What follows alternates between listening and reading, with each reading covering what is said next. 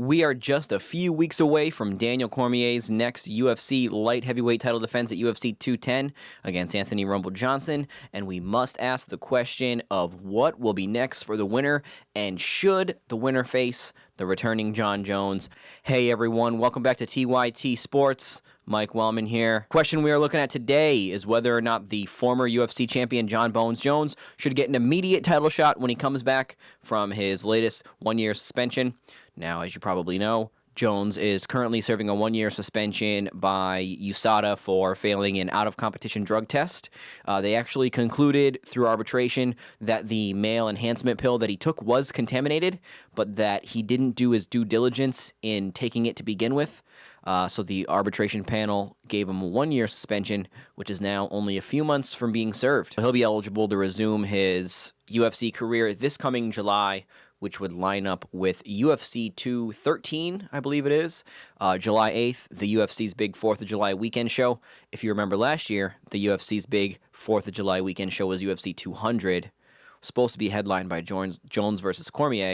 Ended up being headlined by Amanda Nunes versus Miesha Tate, with Cormier facing Anderson Silva on like 3 or 4 days' notice. After Jones basically sunk the UFC 200 main event, which was supposed to be a landmark event, was talked about for months and months and months in advance, is the UFC going to want to get Jon Jones in that headlining spot once again right away?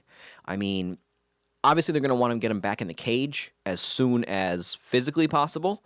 I mean, so if he can fight at UFC 213, then it's likely he will be booked for that event, if not an event shortly right after that.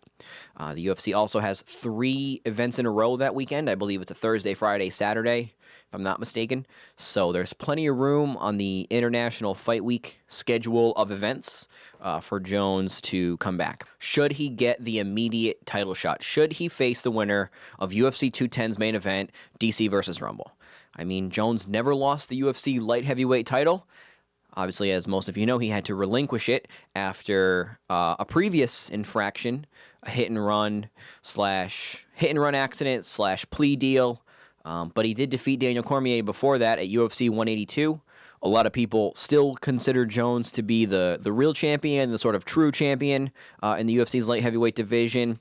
A lot of people think that no matter who he fights when he returns, he's just going to continue his winning ways, regain the championship, and continue to dominate the division, maybe move up to heavyweight, dominate there.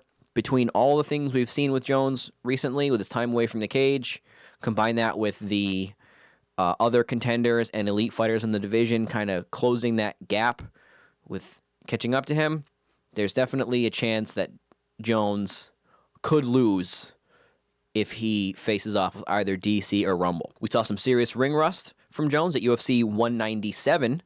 That was the first time he was supposed to rematch Cormier. Cormier got injured. Jones took on Ovince St. Preux, a dangerous fighter, but not Jones or DC.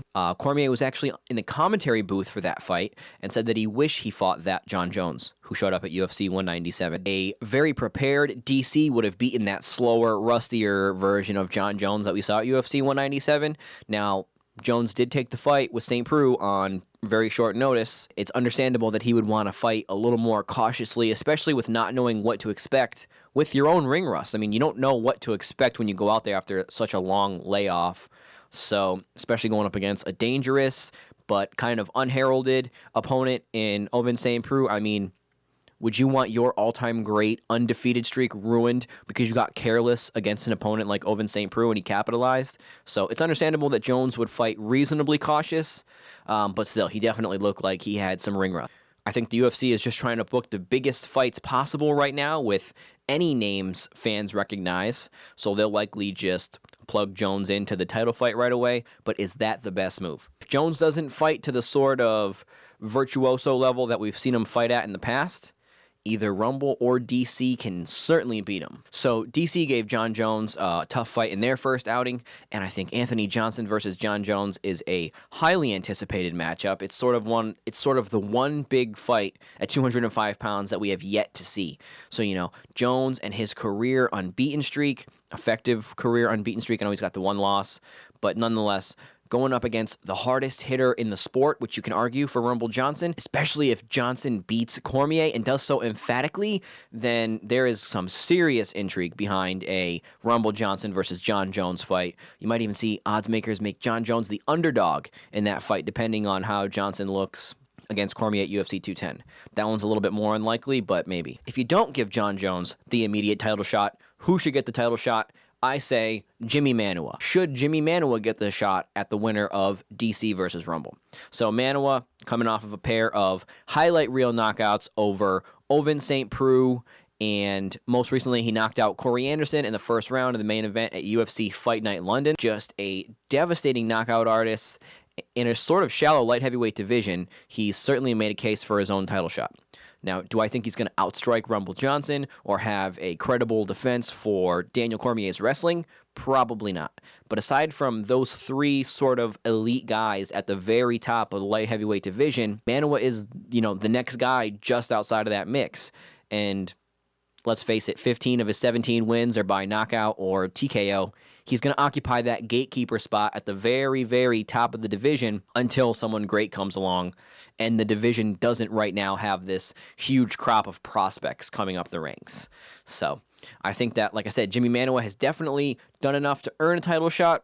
With the specter of Jon Jones looming on the horizon, who knows what's going to happen? I mean, we've got Jones' track record thus far, all the things that have kept him from fighting, the hit-and-run accident where he fled the scene, the male enhancement drama. Jones just seems like he's in endless trouble. If you're the UFC, again, do you give Jon Jones the title fight after all these problems that he's had in the past? The debate may end up being a moot point if he gets himself into trouble again. Now, I'm all for a rehabilitated Jon Jones after that, walk in the park interview he did with Ariel Helwani. I was convinced that he had turned the corner. And I actually still kind of think he's turned the corner. I mean, on the Jon Jones scale, how irresponsible was the male enhancement pill, compared to the other things? And granted, it pulled him out of UFC 200, so pretty irresponsible. So far, we keep thinking that this is going to be the time that Jon Jones gets it together. And maybe he will, but if he doesn't, and if he gets himself into trouble again, or if he gets injured, or if any number of things happen, this should sort of be the last time, right? This should be the last time that we let Jon Jones slide right back into the title picture after time away. UFC President Dana White has already said that he can't trust Jon Jones to be in a main event spot anymore. Now, Jon Jones will likely be in a main event spot again in the future, but if you book Jones to come back in July on this huge card, if anything happens, like I said, this really should be his last chance. I mean, not only should it be his last chance, but you should, at this point, if you're the UFC, prepare for what is at least likely in this case, which is something's going to go wrong. Something's going to keep Jones from fighting. It's just a matter of finding out what that is. Give Jon Jones the immediate title fight, but keep Jimi Manuwa as kind of like a standby. And I don't mean, let him know that 8 weeks out, if something happens, he'll get the title fight. I mean, maybe you even pay Jimi Manuwa to work through a camp and weigh in for the fight. If not, give him a fight on the same card and then just be completely prepared to bump him up the card should Jones or even DC have to pull out of the fight. Or I'm saying DC, obviously, if Rumble Johnson beats DC at UFC 210. So basically, the UFC, if they want to keep these big fights intact, you got to have a backup plan, a serious backup plan. None of this making phone calls on fight day because somebody's out with an injury and then you have all these negotiations to take place. You need to have a legitimate backup plan in place. And has there ever been a fighter more in need of a backup plan than Jon Jones? I think it just works out perfectly. I think you put Jimi Manuwa, either put him in a fight on the same card as the Jon Jones title fight, or you just, like I said, keep him as a backup, keep him on standby, pay him a small amount to even weigh in. Because lately we've been seeing fights fall apart after the weigh-ins. So you never know when these things are going to go haywire. So I say you keep Jimi Manuwa as a backup, but you still give Jon Jones the title fight, with this being kind of his last chance to not screw up, coming off of a suspension, coming off of time off, coming off of a punishment. So what do you guys think about Jon Jones? Should he get the immediate title shot? Should Jimi Manuwa get the title shot? Let us know in the comments section. My name is Mike Wellman. You can follow me on Twitter at MikeWellman88. Check out my YouTube channel, The MMA Word, and be sure to subscribe to TYT Sports.